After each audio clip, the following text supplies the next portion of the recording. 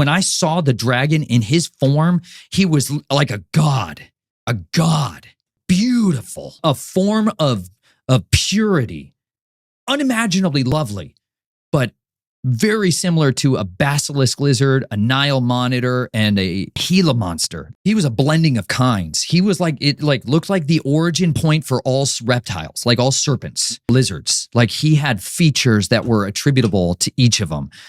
And when he was in that chamber, when I saw him, I was consumed with lust.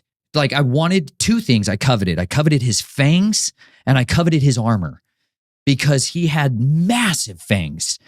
And I love fangs. They're just so incredible. You can effectively deliver a toxin discreetly where somebody cannot see what is contained therein.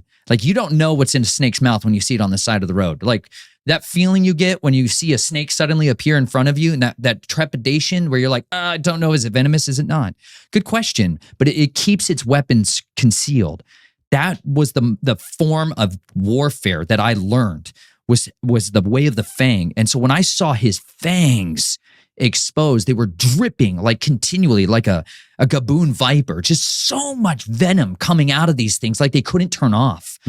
And it was this like gold yellow fluid that was coming out of it. And there was a guy who physically carried around a bull and was collecting that venom, collecting it and storing it.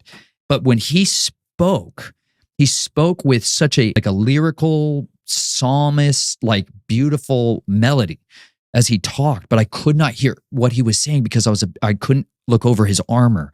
He had plate armor, very similar. The closest I've found in mankind is ceramic heat shield tiles, like hexagonal heat shield tiles that were completely clear when he wanted them to be, but they individually moved all over his body. He could orient them and bend light, like a scarab beetle can bend light and make you think you're seeing different colors of the background, but it's not changing the color, different than a chameleon.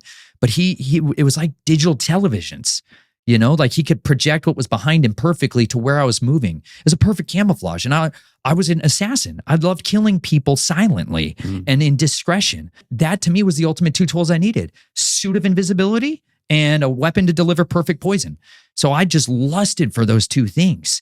And those are the things that I wanted. I wanted to pursue that the rest of my life. I'll serve you as long as you will give me your armor and give me that venom.